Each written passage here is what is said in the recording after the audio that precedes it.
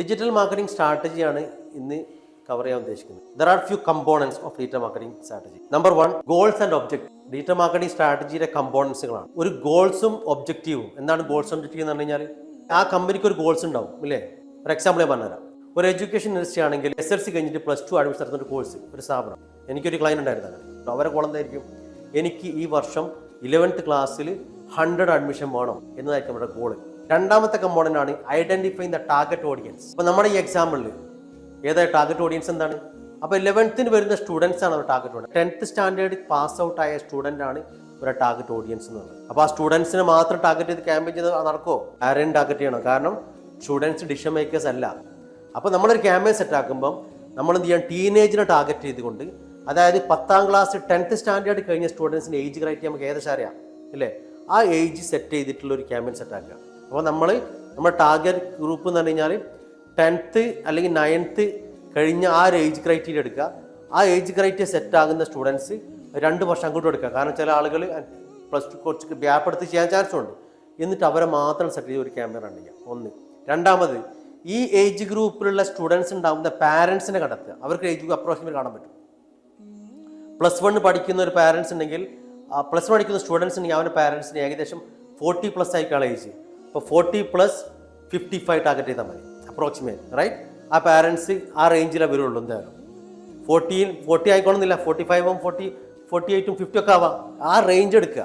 ആ റേഞ്ചിൽ എടുത്തിട്ട് ഒരു ആഡ് അവർക്ക് ടാർഗറ്റ് ചെയ്യാം. ഇനി മൂന്നാമത്തെ കമ്പോണന്റ് പറയാം, utilising the correct digital channels. അപ്പോൾ നമ്മൾ ഗോൾ സെറ്റ് ചെയ്തു. ഗോൾ എങ്ങനെ സെറ്റ് ചെയ്യുക? ഗോൾ സെറ്റ് ചെയ്യുന്നിടത്ത് നമ്മളെ ആ ക്ലയൻറ്റ് പറയണ ഗോൾ നമ്മളല്ല സെറ്റ് ചെയ്യേണ്ടത്, സ്ട്രാറ്റജിസ്റ്റ് അല്ല. ക്ലയൻറ്റ് ഒരു ഗോൾ ഉണ്ടാവും, അവർക്ക് നമ്പർ അച്ചീവ് ചെയ്യാനുള്ള ഗോൾ ഉണ്ടാവും. 100 അഡ്മിഷൻ ആണ് ഒരു ഗോൾ. രണ്ടാമത്തത് 1 CR ആണ് അവരുടെ റവന്യൂ ടാർഗറ്റ്. അതിനുശേഷം നമ്മൾ പറഞ്ഞ കാര്യം എന്താണ്? Identify target audience. അത് നമ്മൾ ഐഡന്റിഫൈ ചെയ്തു. ഇനി മൂന്നാമത്തെ choosing the right channels, digital channels. അപ്പോൾ നമ്മൾ പറയണം, അപ്പോൾ നമ്മുടെ ഓഡിയൻസ് എന്ന് പറഞ്ഞത് +1 പഠിക്കുന്ന സ്റ്റുഡൻസ് ആണ്, അല്ലെങ്കിൽ അവരുടെ പാരൻ്റ് ആണ്. അപ്പോൾ നമ്മൾ വിചാരിക്കുകയാണ് അവർക്ക് എന്ത് ചെയ്യുക? ഇൻസ്റ്റാഗ്രാം ആഡ് ആർക്ക് ചെയ്യാം? സ്റ്റുഡൻസിനെ ടാർഗറ്റ് ഇൻസ്റ്റാഗ്രാം ആഡ് ചെയ്യാം. ഓക്കെ. പാരൻസിനെ ടാർഗറ്റ് ഫേസ്ബുക്ക് ആഡ് ചെയ്യാം. പിന്നെ സ്ട്രാറ്റജി 2 ബെസ്റ്റാണ്. പിന്നെ ചെയ്യാൻ പറ്റിയ സ്ട്രാറ്റജി ഏതാ? Google ads, Google search ad. Google search ad target തന്നെ ചെയ്യാം. പാരൻസ് ആവാം, സ്റ്റുഡൻ്റ് ആവാം. നമ്മളിപ്പോൾ നിങ്ങൾ സ്റ്റാർട്ട് ചെയ്യുന്ന course IIT JEE main coaching കോഴ്സാണെന്ന് വിചാരിച്ചോ.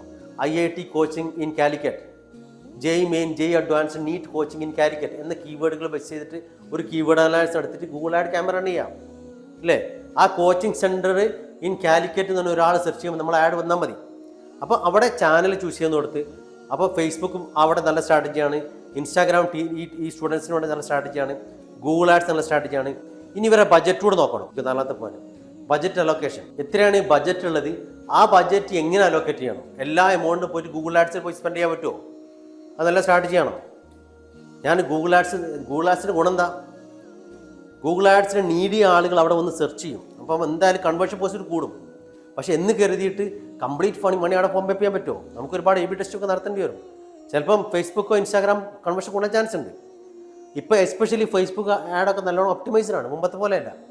അപ്പോൾ നമ്മൾ അത് മനസ്സിലാക്കിയിട്ട് ഒരു certain budget, for example 3 lakhs വേണമെങ്കിൽ ഗൂഗിൾ ആഡ്സ്, 2 lakhs വേണമെങ്കിൽ ഫേസ്ബുക്കിന്, അല്ലെങ്കിൽ 1.5 ഫേസ്ബുക്ക് ഇൻസ്റ്റാഗ്രാം ചെയ്യാം. ആദ്യത്തെ ഒരു മാസം അങ്ങനെ റൺ ചെയ്യാം. അടുത്ത മാസം വീണ്ടും നോക്കുക എവിടെ റിസൾട്ട് കിട്ടുന്നത്.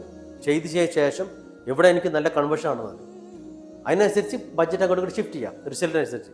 ആ രീതിയിലാണ് നമ്മൾ എന്ത് ചെയ്യേണ്ടത്? ഡിജിറ്റൽ മാർക്കറ്റിംഗ് സ്ട്രാറ്റജി സെറ്റ് ചെയ്യാനുള്ള ഈ 3 കമ്പോണന്റ്. ഇപ്പം പറഞ്ഞത് എഡ്യൂക്കേഷനാണ്. ഇനി വേറെ ഇൻഡസ്ട്രി പറ. ട്രാവൽ. ആദ്യം എന്താ ചോദിക്കേണ്ടത്? കമ്പോണന്റ് 1. ക്ലൈൻറ്റോട് ചോദിക്കും വാട്ട്സ് യുവർ ഗോൾ, ഒബ്ജക്റ്റീവ്. അവർക്ക് ഗോൾ ഉണ്ടാവുമല്ലോ. ഈ മാസത്തിൽ ഇത്ര നമ്പർ ഓഫ് ബുക്കിംഗ് നടക്കണം, ഇത്ര ടേൺ ഓവർ ബിസിനസ് നടക്കണം. അപ്പോൾ എന്താ അവർക്ക് സ്ട്രാറ്റജി എന്നൊക്കെ പറയാൻ പറ്റും? ട്രാവലിംഗ് ഇൻഡസ്ട്രിയിലുള്ള ഒരു ബിസിനസ്സാണ്. അവർ പറയും X നമ്പർ ഓഫ് ബുക്കിംഗ് ഈ മാസം നടക്കണം, Y number of revenue target അവർക്ക് അച്ചീവ് ചെയ്യേണ്ടത്. അതാണ് അവരുടെ ഒബ്ജക്റ്റീവ്സ്. ആ ഒബ്ജക്റ്റീവിന് രണ്ടാമത് നമ്മൾ ചെയ്യണം ടാർഗറ്റ് ഓഡിയൻസ്. അവർ ടാർഗറ്റ് ഗ്രൂപ്പ് എന്തായിരിക്കും? ടൂറിസ്റ്റ് ആണോ, ട്രാവൽസ് ആണ്, ഹോട്ടൽ ബുക്കിംഗ് ആണോ, ഫ്ലൈറ്റ് ബുക്കിംഗ് ആണോ, അതല്ലെങ്കിൽ ട്രാവലിംഗ് ആണോ, ഹോളിഡേ ബുക്കിംഗ് ആണോ? അപ്പോൾ അവിടെയാണ് ഡിഫൈൻ ചെയ്യണം. അപ്പം സ്ട്രാറ്റജി മാറും ഓരോന്നനുസരിച്ചിട്ട്. ഹോളിഡേ ബുക്കിംഗ് ആണ്. ഹോളിഡേ ബുക്കിംഗ് ആണ് എന്ത് ചെയ്യാം? അപ്പോൾ ഹോളിഡേ ബുക്കിങ്ങിന് എന്നതാണ് അവരുടെ ഇതെങ്കിൽ ടാർഗറ്റ് ഗ്രൂപ്പ് എന്തായിരിക്കും? ഇനി പബ്ലിക്കാണ് ഇല്ലേ? പക്ഷെ അവിടെ തന്നെ നമുക്ക് സീസണൈസ്ഡ് ബിസിനസ്സാണത്. മറ്റുള്ള ബിസിനസ് പോലെയല്ല, വെക്കേഷൻസുകൾ. അപ്പം for example Christmas vacation time ഒരു വർഷത്തേക്ക് ബഡ്ജറ്റ് ഡിസൈഡ് ചെയ്തിട്ടുണ്ട്. ഒരു വർഷത്തേക്ക് 1 CR വിചാരിച്ചോ. Total marketing budget. നിങ്ങൾ എന്ത് ചെയ്യണം? 1 CR 20 lakhs ഇവിടെ കൊണ്ടുവരണം, ക്രിസ്മസിൽ കൊണ്ടുവരണം. മറ്റൊരു 20 lakhs വേറെ വെക്കേഷൻ കൊണ്ടുവരണം. ബാക്കിയുള്ള സമയത്ത് 1 lakh വെച്ച് പോകുക, അല്ലെങ്കിൽ 5 lakh, 2 lakh, 3 lakhs. Depends upon the season of the business. അവർക്ക് പാസ്റ്റ് എക്സ്പീരിയൻസ് അറിയാൻ പറ്റും, എവിടെ നല്ല ടേൺ ഓവർ ഉണ്ടായത്, അവിടെ നല്ല സ്പെൻഡ് ചെയ്യാം. ഒരു പർട്ടിക്കുലർ മന്തിൽ ബിസിനസ് ഡള്ളാണെങ്കിൽ അവിടെ പോയി മാർക്കറ്റിംഗ് ബഡ്ജറ്റ് സ്പെൻഡ് ചെയ്ത് അവിടെ വേറെ സ്ട്രാറ്റജി ഉപയോഗിക്കുക, വേറെ ഏത് രീതിയിൽ റവന്യൂ ഉണ്ടാക്കാൻ പറ്റുന്ന ആലോചിക്കുക. നല്ല സീസൺ ടൈമിൽ എന്ത് ചെയ്യുക? അവിടെ മാർക്കറ്റിംഗ് ബഡ്ജറ്റ് ഉപയോഗിക്കുക. എന്ത് ചെയ്യണം? ഫേസ്ബുക്ക് ആഡ് ബെസ്റ്റ് സ്ട്രാറ്റജിയാണ്, കാരണം സോഷ്യൽ മീഡിയ പ്ലാറ്റ്ഫോം ഇങ്ങനത്തെ ഓഡിയൻസിനെ പിടിക്കാൻ ബെസ്റ്റ് സ്ട്രാറ്റജിയാണ്. ഇൻസ്റ്റാഗ്രാം ബെസ്റ്റ് സ്ട്രാറ്റജിയാണ്, അല്ലേ? ഗൂഗിൾ ആഡ്സും നല്ല സ്ട്രാറ്റജിയാണ്. ലിങ്ക്ഡിൻ ആയിക്കോണമെന്നില്ല, മറ്റുള്ള ആഡുകൾ ആയിക്കോണമെന്നില്ല. പിന്നെ ഇതിലൊക്കെ ഏറ്റവും ബെസ്റ്റ് എന്താണ്? SEO നല്ല സ്ട്രാറ്റജിയാണ്. കാരണം എന്താ? നേരത്തെ പറഞ്ഞ എഡ്യൂക്കേഷൻ SEO നല്ല സ്ട്രാറ്റജിയാണ്. ലോങ് ടേം ഗോളാണ് SEO. ഇന്നത്തേക്കല്ല, എപ്പോഴും സെർച്ച് ചെയ്ത ആഡ് റിസൾട്ട് ഉണ്ടാവില്ലേ? അപ്പോൾ ബന്ധപ്പെട്ട കീവേഡുകൾ കണ്ടെത്തണം. ട്രാവലിംഗ് ഇൻഡസ്ട്രി എന്ന് പറയുമ്പം ഹോളിഡേ പാക്കേജ് മാത്രം കൊടുക്കുന്ന കമ്പനിയാണ്. അവിടുത്തെ ബന്ധപ്പെട്ട കീവേഡ് അനാലിസിസ് നടത്തി ബെസ്റ്റ് റൈറ്റ് കീവേഡ് കണ്ടുപിടിക്കണം. അല്ലാതെ ബുക്കിംഗ്, ഹോട്ടൽ ബുക്കിംഗ്, ഫ്ലൈറ്റ് അല്ല എങ്കിൽ അതിന് ഡിഫറൻഷ്യേറ്റ് ചെയ്യണം. എന്നിട്ട് അഫിലിയേറ്റ് മാർക്കറ്റിംഗ് ചെയ്യണം. എന്താ അഫിലിയേറ്റ് മാർക്കറ്റിംഗ്? എവിടെ സ്കോപ്പ്? അഫിലിയേറ്റ് വെബ്സൈറ്റില്ലേ ട്രാവലിംഗ് ഇൻഡസ്ട്രിയിൽ? ഏതൊക്കെയാണ്? Make my trip, GoIBiBo. നമ്മൾ അറിഞ്ഞിരിക്കണം. As digital marketing X number of സൈറ്റുകളുണ്ട്. യാത്ര.com, ക്ലിയർ ട്രിപ്സ്, കുറേ ഉണ്ട് ഇല്ലേ? അല്ല നമ്മൾ സ്ട്രാറ്റജി ഡിഫൈൻ ചെയ്യാൻ പറ്റുമോ? അല്ലെങ്കിൽ അവർ നമ്മളെ കൺസൾട്ടൻസി പറയാൻ പറ്റുമോ? ഇല്ലല്ലോ. അത് നമ്മൾ മനസ്സിലാക്കി പഠിക്കണം. എന്നിട്ട് അവർക്ക് നല്ല സ്ട്രാറ്റജി ഡിഫൈൻ ചെയ്ത് കൊടുക്കുക. എനിക്ക് ബഡ്ജറ്റ് ആകെ 5 lakh ഉണ്ട്. അപ്പോൾ അവർക്ക് എന്ത് ചെയ്യാൻ പറ്റും? അവർക്ക് സ്ട്രാറ്റജി ഉണ്ട്. ഒരാൾ പറഞ്ഞാൽ എനിക്ക് 1 lakh ഉള്ളൂ, സ്ട്രാറ്റജി ഇല്ലേ? അവർക്ക് എന്ത് ചെയ്യണം? ഗൂഗിൾ ആഡ്സിന് അടുത്തടുപ്പിക്കേണ്ട പോലെ ഫേസ്ബുക്ക് ആഡ്, ഇൻസ്റ്റാഗ്രാം മാത്രമേ ചെയ്യാം, ഉള്ള ബഡ്ജറ്റിൽ ചെയ്യാം. അപ്പോൾ റിസൾട്ട് കുറയും ഇല്ലേ? നല്ല ബഡ്ജറ്റ് മാർക്കറ്റിംഗ് സ്പെൻഡ് ചെയ്യാൻ നല്ല റിസൾട്ട് കിട്ടും. കുറഞ്ഞ ബഡ്ജറ്റാണെങ്കിൽ കുറഞ്ഞ ബഡ്ജറ്റ് റിസൾട്ട് കിട്ടുള്ളൂ. അപ്പോൾ ബഡ്ജറ്റുമ്പോൾ കൂടി മനസ്സിലാക്കിയിട്ടായിരിക്കണം അവർക്കുള്ള സ്ട്രാറ്റജി ഡിഫൈൻ ചെയ്ത് കൊടുക്കുന്നത്. ഗോൾ സെറ്റിങ്ങിൽ ഇപ്പോൾ ഞാൻ പറഞ്ഞത് പെയ്ഡ് ക്യാമ്പയിന് ബന്ധപ്പെട്ട കാര്യമാണ്. ഗോൾ സെറ്റിങ്സ് ബന്ധപ്പെട്ട ഒബ്ജക്റ്റീവും ഗോൾ സെറ്റിംഗ്, ഡിജിറ്റൽ മാർക്കറ്റിംഗ് സ്ട്രാറ്റജിയിൽ ഗോൾ സെറ്റിങ്ങിൽ ഡിഫറൻറ്റ് ഉണ്ട്. ഇപ്പോൾ ഒരു SEO ആണെന്ന് വിചാരിച്ചു, SEO വർക്കാണ് ചെയ്യുന്നത്. മറ്റേത് ഞാൻ പറഞ്ഞ പെയ്ഡ് ആകുമ്പോൾ സ്ട്രാറ്റജി വേറെയാണ്. നിങ്ങൾക്ക് ഒരു കസ്റ്റമർ കിട്ടി, ഒരു ഇ കൊമേഴ്സ് വെബ്സൈറ്റ്, അവർക്ക് SEO ചെയ്യണം. നമുക്ക് സ്ട്രാറ്റജി സെറ്റ് ചെയ്യണ്ടേ? ഡിജിറ്റൽ മാർക്കറ്റിംഗ് സ്ട്രാറ്റജി സെറ്റ് ചെയ്യണ്ടേ? SEO തന്നെ എന്തെങ്കിലും ചെയ്യാനാണോ? അല്ലല്ലോ. എങ്ങനെ സെറ്റ് ചെയ്യും? അവിടെ ഒരു ഗോൾ സെറ്റിംഗ് വേണം. നേരത്തെ പറഞ്ഞ കമ്പോണൻറ്റ് ഇവിടെ ഉണ്ട്. SEO ഗോൾ സെറ്റിംഗ് എന്താ വേണ്ട? ലോങ് ടേം ഗോൾ വേണം, ഷോർട്ട് ടേം ഗോൾ വേണം.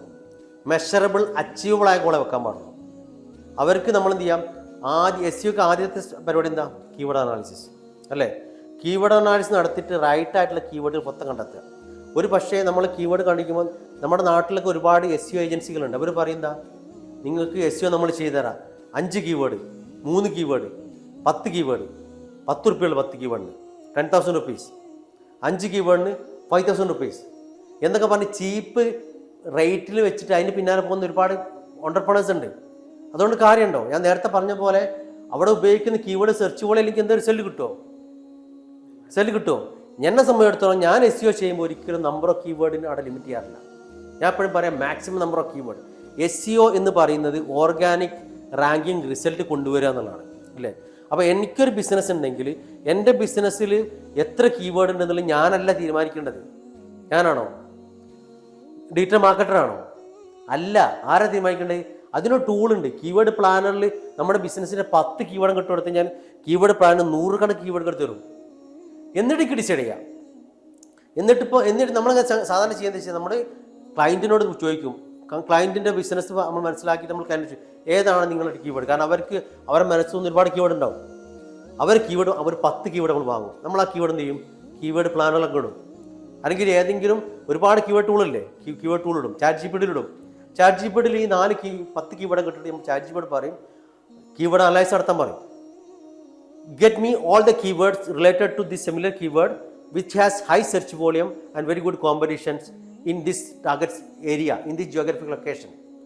അപ്പോൾ അത് പറഞ്ഞോട് കൊടുക്കുമ്പോൾ ചാറ്റ് ജിപിടി ആ ഒരു ടേബിൾ ഗ്രാഫ് മൊത്തം കിട്ടും. കീവേഡ് പ്ലാനുള്ള സാധനം കിട്ടും.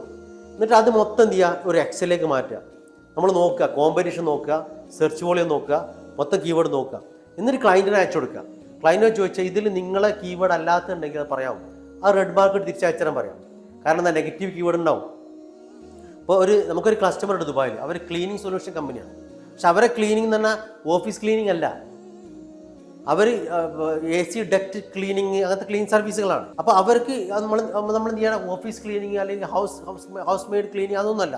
പക്ഷെ ആ ക്ലീനിങ്ങിൻ്റെ കീവേഡ് അവിടെ വരാം, ട്രാഫിക്കിൽ വന്നൂടെ, അവർ ക്ലീൻ സർവീസ്. അപ്പോൾ അതെന്ത് നെഗറ്റീവ് കീവേഡാണത്.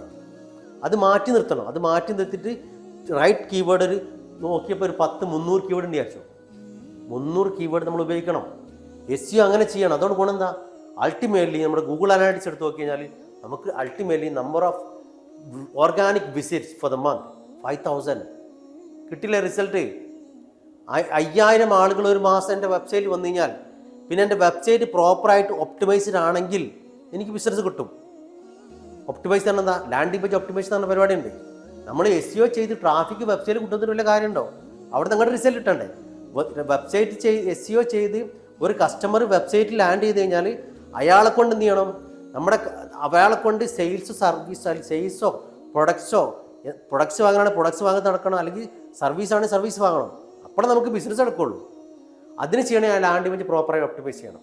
അങ്ങനെ ഒപ്റ്റിമൈസ് ചെയ്താലും എന്ത് ചെയ്യാൻ പറ്റും? നമുക്ക് റിസൾട്ട് കിട്ടും. അപ്പോൾ ആ രീതിയിലുള്ള സ്ട്രാറ്റജി SEO കംപ്ലീറ്റ് ചെയ്യണം. അപ്പോൾ ഞാൻ പറഞ്ഞെന്താണ്? മെഷറബിൾ അച്ചീവബിൾ ആയിട്ടുള്ള റിസൾട്ട് കൊണ്ടുവരാം. 300 കീവേഡ് ഉണ്ടെങ്കിൽ ക്ലയൻറ്റിനോട് പോയി പറയുന്നത് ഈ 300 കീവേഡ് 3 മാസം കൊണ്ട് ആക്കാൻ പറ്റും, പറയാൻ പറ്റുമോ? നമ്മളെന്ത് ചെയ്യുക? നമ്മൾ 300 കീവേഡ് എടുത്തിട്ട് അതിൽ ഷോർട്ട് ലിസ്റ്റ് ചേർത്ത് ചോദിക്കുമ്പോൾ ഏതാ ഹൈ സെർച്ച് വോളിയുള്ള കീവേഡ് എടുക്കുക, ലോ കോമ്പറ്റീഷൻ എടുക്കുക, മിഡിൽ കോമ്പറ്റീഷൻ എടുക്കുക, മീഡിയം കോമ്പറ്റീഷൻ എടുക്കുക, ഹൈ കോമ്പറ്റീഷൻ എടുക്കുക. എന്നിട്ട് ഒരു 25 30 കീവേഡ് എടുക്കുക, പണി തുടങ്ങുക. എന്നിട്ട് ക്ലയൻറ്റിന് ഓരോ മാസം ഈ 30 കീവേഡിൻ്റെ ഗ്രാഫ് ഇങ്ങനെ അയച്ചു കൊടുക്കുക. ആദ്യത്തെ മാസം ഇതാണ് റാങ്കിങ്, നോട്ട് ഇൻ 100, അടുത്ത മാസത്തിൽ 70 ആയി, അടുത്ത മാസം 50 ആയി, പിറ്റത്തെ മാസം 40 ആയി, പിറ്റത്തെ മാസം 20 ആയി, പിറ്റത്തെ മാസം 10 ഒരു 6 മാസം കൊണ്ടൊക്കെ നല്ലൊരു കോമ്പറ്റീഷനുള്ള ഒരു ബിസിനസ്സിൻ്റെ കീവേഡുകൾ റാങ്ക് ചെയ്യാൻ മിനിമം ഒരു 6 മാസം എടുക്കും.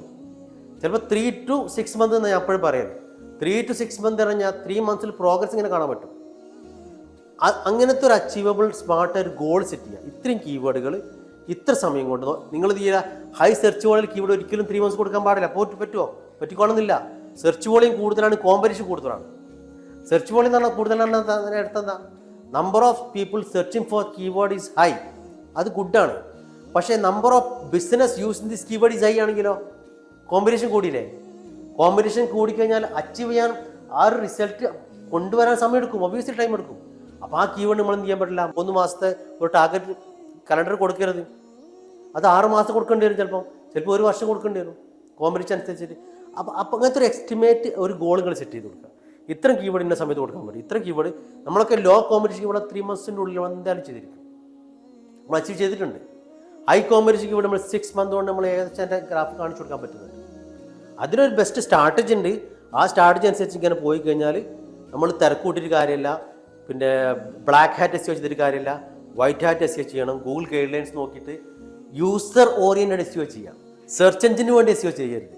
റാങ്ക് ചെയ്യാൻ വേണ്ടിയിട്ട് സെർച്ച് എഞ്ചിൻ ഗൂഗിൾ ക്രോളേഴ്സിന് വേണ്ടിയിട്ടോ ബീങ് സെർച്ച് എഞ്ചിന് വേണ്ടിയിട്ടോ SEO ചെയ്യരുത്. എൻ്റെ കസ്റ്റമർക്ക് നിങ്ങളെ സൈറ്റ് എത്രത്തോളം ഒപ്റ്റിമൈസ് ചെയ്യുക, ആ സൈറ്റിൽ വരുന്ന കസ്റ്റമർക്ക് വേണ്ട ഇൻഫർമേഷൻ എത്രത്തോളം ബെസ്റ്റായി കൊടുക്കാൻ പറ്റും, അതാണ് SEO ഒപ്റ്റിമൈസേഷൻ എന്ന് പറഞ്ഞാൽ. നമ്മൾ ഇൻറ്റേർണൽ ലിങ്കിങ് ചെയ്യുന്നില്ലേ, ടൈറ്റിൽ ടാഗ് കൊടുക്കുന്നില്ലേ, H1 ടാഗ് കൊടുക്കുന്നില്ല. എന്താ കാരണം? എന്താ? ഇതൊക്കെ ആ യൂസർക്ക് ഇൻഫർമേഷൻ കൊടുക്കുകയല്ലേ. ടൈറ്റിൽ ടാഗിൽ എന്താ കൊടുക്കുക? ടൈറ്റിൽ ടാഗിൽ നമ്മൾ എന്താണ് ബിസിനസ് പറഞ്ഞു കൊടുക്കുക ചെയ്യുന്നത് ഇല്ലേ? ഡിസ്ക്രിപ്ഷനിൽ അതാ ചെയ്യുന്നത്. H1 ടാഗിൽ അതാ ചെയ്യുന്നത്. ആൾ ടാഗിൽ എന്താ ചെയ്യുന്നത്?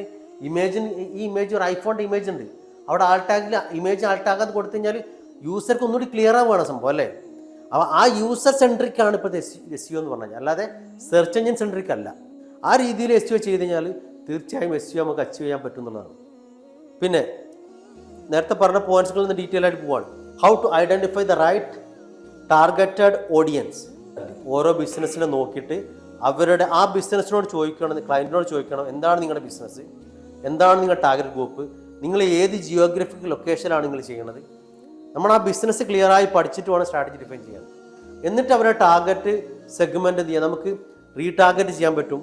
അവരുടെ നമ്മൾ വേണമെന്നുണ്ടെങ്കിൽ ഫേസ്ബുക്കിലൊക്കെ റീച്ച് ക്യാമ്പയിൻ ചെയ്യാം. ആദ്യം റീച്ച് ക്യാമ്പയിൻ ചെയ്തിട്ട് നമ്മുടെ ഒരു ബാനറോ റീലോ ഇട്ട് റീച്ച് ക്യാമ്പയിൻ ചെയ്ത് കഴിഞ്ഞാൽ ആ റീച്ച് ക്യാമ്പയിനിൽ എത്ര ആൾ നമ്മുടെ ക്യാമ്പയിനിൽ എൻഗേജ് ചെയ്യുന്നുണ്ട് നോക്കുക. എൻഗേജ് ചെയ്യുന്ന ആളാണെങ്കിൽ അത് നമുക്ക് റൈറ്റ് ടാർഗറ്റ് ഓഡിയൻസ് ആണ്. റീച്ച് ക്യാമ്പയിൻ നടത്തിയിട്ട് എൻഗേജ് ചെയ്യേണ്ടത് നോക്കി കഴിഞ്ഞാൽ അതിൻ്റെ ഒരു ഓഡിറ്റ് റിപ്പോർട്ട് എടുത്ത് നോക്കി നമുക്ക് അറിയാൻ പറ്റും നമ്മുടെ ക്യാമ്പിൽ ഇത്ര ആളുകൾ ഇത്ര പെർസെൻറ്റേജ് സമയം വാച്ച് ചെയ്യുന്നുണ്ട്. അപ്പോൾ അത് റൈറ്റ് ഓഡിയൻസ് ആണ്. 90% വാച്ച് ചെയ്യുന്ന കുറേ നമ്പർ ഓഫ് യൂസേഴ്സ് ഉണ്ടെങ്കിൽ അവർ നമ്മുടെ റൈറ്റ് ഓഡിയൻസ് ആണ്. ആ യൂസേഴ്സിന് നമ്മൾ ഡീറ്റെയിൽ ടാർഗറ്റിങ്ങിലൂടെ നമ്മൾ കൊണ്ടുവന്നിട്ട് അവർക്ക് നമ്മൾ ലീഡ് ജനറേഷൻ ക്യാമ്പയിൻ നടത്താം. അപ്പോൾ നമുക്ക് അവിടെ കറക്റ്റ് ലീഡ് കിട്ടാൻ എളുപ്പമാണ്. അതാണ് റൈറ്റായിട്ട് നമ്മൾ സ്റ്റാർട്ട് ചെയ്യേണ്ടത്. അപ്പോൾ റൈറ്റ് ഓഡിയൻസിനെ സെറ്റ് ചെയ്യുക എന്നുള്ളത് നമ്മളെങ്ങനെ സെറ്റ് ചെയ്യണം? ബൈയിങ് പേഴ്സോണ കണ്ടെത്തണം. ബൈയിങ് പേഴ്സോണ ആരാ? നേരത്തെ ഞാൻ പറഞ്ഞു, നമ്മളെ എഡ്യൂക്കേഷൻ ആണെങ്കിൽ സ്റ്റുഡൻ്റാണ് ബൈയിങ് പേഴ്സോണ, അല്ലെങ്കിൽ പാരൻ്റാണ്. ഒരു റിയൽ എസ്റ്റേറ്റ് ബിസിനസ് ആണെങ്കിലോ, ഇപ്പോൾ ആ റിയൽ എസ്റ്റേറ്റ് ബിസിനസ്സിൽ ഓഡിയൻസ് ആണ് ചിലപ്പോൾ ബ്രോക്കറാണെങ്കിൽ ബ്രോക്കർ, അതല്ലെങ്കിൽ ഹൈ പ്രൊഫൈലായ ആളുകൾ, ഇപ്പോൾ വില്ലാസും ഫ്ലാറ്റും വാങ്ങാൻ നോക്കുന്ന ആളാണെങ്കിൽ ഏത് ലൊക്കേഷനാണ്. ഇപ്പോൾ കൊച്ചിയിൽ ടാർഗറ്റ് ചെയ്ത ബിസിനസ് റൺ ചെയ്യണം, കൊച്ചിയിലെ ഹൈ പ്രൊഫൈൽ ആളുകളെ ടാർഗറ്റ് ചെയ്തിട്ട് നമ്മൾ ക്യാമ്പയിൻ ചെയ്യണമെങ്കിലോ. അപ്പോൾ ആ ബൈയിങ് പേഴ്സോണ ഏതാണെന്ന് ക്ലിയറായി ഡിഫൈൻ ചെയ്തിട്ട് നമുക്ക് അവിടെ കൊടുക്കാൻ പറ്റുള്ളൂ. അവിടെ ടാർഗറ്റ് ഓഡിയൻസിനെ സെലക്ട് ചെയ്യുന്നത് വളരെ പ്രാധാന്യമുള്ള കാര്യമായിട്ട്. അത് തെറ്റിക്കഴിഞ്ഞാൽ ബിസിനസ് കിട്ടൂല. ഈ റെസ്റ്റോറൻറ്റ് ഫോർ എക്സാമ്പിൾ, നമ്മുടെ റെസ്റ്റോറൻറ്റുകളൊക്കെ ടാർഗറ്റ് ഓഡിയൻസ് എവിടെ ഉണ്ടാകുക? സിറ്റികളിലാണ് മാക്സിമം 10-20 കിലോമീറ്റേഴ്സ്. സിറ്റി അല്ലാത്ത സ്ഥലത്താണെങ്കിൽ 5 കിലോമീറ്റർ 2 കിലോമീറ്റർ ഒക്കെ ഉണ്ടാവും അവരുടെ റേഡിയസ്. അവിടെയാണ് അവർക്ക് മാർക്കറ്റ് അഡ്വർടൈസ് ചെയ്യേണ്ടത്. അപ്പോൾ അതേപോലെ ടാർഗറ്റ് ഗ്രൂപ്പ് കണ്ടെത്താൻ അത് ക്ലിയറായി ക്ലയൻറ്റിനോട് മനസ്സിലാക്കിയിട്ട് അവരുടെ ബൈയിങ് പേഴ്സോൺ ആരാന്ന് ക്ലിയറായി കണ്ടെത്തണം. പ്രൊഡക്റ്റ് ആയാലും സർവീസ് ആയാലും എന്നിട്ടായിരിക്കണം ഡിഫൈൻ ചെയ്യണം. അത് പ്രോപ്പറായി ഡിഫൈൻ ചെയ്യാൻ നമ്മുടെ ഡിജിറ്റൽ പ്ലാറ്റ്ഫോമിൽ പറ്റും. ഫേസ്ബുക്കിലും പറ്റും, ഇൻസ്റ്റാഗ്രാമിൽ പറ്റും, യൂട്യൂബിലും ഗൂഗിളൊക്കെ പറ്റും. അത് പ്രോപ്പറായി ഡിഫൈൻ ചെയ്യണം. അതിൻ്റെ ജിയോഗ്രഫിക്കൽ ലൊക്കേഷന്, സെക്സ്, കസ്റ്റമർ ബിഹേവിയർ ഒക്കെ ചൂസ് ചെയ്യുന്നിടത്ത് പ്രോപ്പറായിട്ട് നമ്മൾ ചെയ്യണമെന്ന് മാത്രം. പിന്നെയാണ് നേരത്തെ പറഞ്ഞ ഡിജിറ്റൽ ചാനൽ. ആ ചാനൽ ചൂസ് ചെയ്യുന്നിടത്ത് നമ്മൾ നോക്കണം, ഒരു കസ്റ്റമർ എന്ന് പറയുകയാണ് അവരുടെ ടാർഗറ്റ് ലീഡ്സ് അല്ല, സെയിൽസും അല്ല, ബ്രാൻഡിങ് ആണ്. അപ്പോൾ എന്തായിരിക്കും സ്ട്രാറ്റജി? അപ്പോൾ മില്യൺസ് ഓഫ് വ്യൂസുകളാണ് അവരെ സെറ്റ് ചെയ്യുന്നത്. ഫേസ്ബുക്കിൽ ഇത്ര വേണം, ഇൻസ്റ്റാഗ്രാം ഇത്ര വേണം, ട്വിറ്റർ ഇത്ര വേണം, ലിങ്ക്ഡിൻ ഇത്ര വേണം, എല്ലാ ചാനലും ചൂസ് ചെയ്തത്. കാരണം എന്താ? എന്തുകൊണ്ടാണ്? ബ്രാൻഡിങ് ആണ്. ബ്രാൻഡിങ് ആകുമ്പോൾ ലിമിറ്റേഷനിൽ എല്ലാ ചാനലും ചൂസ് ചെയ്യുക. Google ads, Facebook ad. അപ്പോൾ ആ ഗൂഗിൾ ആഡ്സ് വേണമെന്ന് പറഞ്ഞു. അപ്പോൾ ഞാൻ ഗൂഗിൾ ആഡ്സ് ഞാൻ എന്ത് ചെയ്തു? സെർച്ച് ആഡ് സ്കിപ്പ് ചെയ്തു, ഞാൻ ബാനർ ആഡ്സ് കൊടുത്തു. എന്തുകൊണ്ടാണ്? ബ്രാൻഡിങ്ങിന് ഡിസ്പ്ലേ ബാനറാണ് ബെസ്റ്റ്. കാരണം ഒരുപാട് ആളെ വ്യൂ ചെയ്യുക, ക്ലിക്ക് ആൻഡ് ഇംപ്രഷൻ ആണ് അവിടെ, അല്ലാതെ അവിടെ കൺവേർഷൻ ലീഡ്സ് അല്ല, സെയിൽസ് അല്ല. അത് നമുക്ക് അപ്പോൾ ആ സ്ട്രാറ്റജി മനസ്സിലാക്കിയിട്ട് അവിടെ അങ്ങനെ രീതിയിലാക്കണം നമ്മൾ കൊണ്ടുപോകും. അപ്പോൾ ഡിഫറെൻറ്റ് ചാനൽ ചൂസ് ചെയ്യുന്നിടത്ത് സോഷ്യൽ മീഡിയയിൽ നല്ല ബെസ്റ്റ് ചാനലാണ് ബ്രാൻഡിങ്ങിന്. പരമാവധി അടുത്ത് റീച്ച് എത്തിക്കാൻ പറ്റും. ഇംപ്രഷൻ ക്യാമ്പയിൻ ഉണ്ട് ഫേസ്ബുക്കിൽ, ആളുകൾ വിസിബിലിറ്റി കൊടുക്കാനുള്ള റീച്ച് ക്യാമ്പയിൻ ഉണ്ട്. അപ്പോൾ അത് ആ രീതിയിൽ ചൂസ് ചെയ്യുക. പേപ്പർ ക്ലിക്ക് ആഡിൽ ഞാൻ പറഞ്ഞ ഡിസ്പ്ലേ ക്യാമ്പയിൻ ചൂസ് ചെയ്യുക ബ്രാൻഡിങ്ങിനാണെങ്കിൽ. പക്ഷെ അവിടെയൊക്കെ അവർ പറഞ്ഞ ജിയോഗ്രഫി ലൊക്കേഷൻ പ്രോപ്പറായി നോക്കണം. ഇന്ത്യ മൊത്തം എന്ന് പറഞ്ഞാൽ ഇന്ത്യ മൊത്തം ടാർഗറ്റ് ചെയ്യുക. കേരളത്തിൽ കാലിക്കറ്റ് മാത്രം തന്നാലോ, ഇനി കാലിക്കറ്റ് മുക്കം തന്നാലോ, മുക്കം തന്നെ ടാർഗറ്റ് ചെയ്യാൻ പറ്റുമല്ലോ, കാക്കഞ്ചേരി ടാർഗറ്റ് ചെയ്യാൻ പറ്റുമല്ലോ ഒരു ആഡ് ചെയ്യുമ്പോൾ. അപ്പം അങ്ങനെ സ്പെസിഫിക് ടാർഗറ്റ് ചെയ്തിട്ട് അവിടെ മാത്രം ബ്രാൻഡ്, അവിടെ മാത്രം ബ്രാൻഡ് ചെയ്യണം. ആ രീതിയിൽ ബഡ്ജറ്റ് ഡിസൈഡ് ചെയ്തിട്ട് ചെയ്യണം. Social media marketing. എങ്ങനെയാണ് ഡിജിറ്റൽ മാർക്കറ്റിംഗിൽ സോഷ്യൽ മീഡിയ സ്ട്രാറ്റജി ഡിഫൈൻ ചെയ്യേണ്ടത്? എല്ലാ ബിസിനസ്സിനും ഒരേ സ്ട്രാറ്റജി ആയിരിക്കും. ആദ്യം ഡിസൈഡ് ചെയ്യണം ആ ബിസിനസ്സിന് സോഷ്യൽ മീഡിയ പ്രസൻസ് ഉണ്ടോ നോക്കണം. നമ്മൾ ഒരു ക്ലയൻറ്റ് നമ്മൾ അപ്രോച്ച് ചെയ്യുമ്പോൾ ഡിജിറ്റൽ പ്രസൻസ് അനാലിസിസ് നടത്താറുണ്ട്. നമ്മൾ സിറ്റുവേഷൻ അനാലിസിസ് എന്ന് പറയും. അതിൽ നമ്മൾ SEO ഓഡിറ്റ് നടത്തും.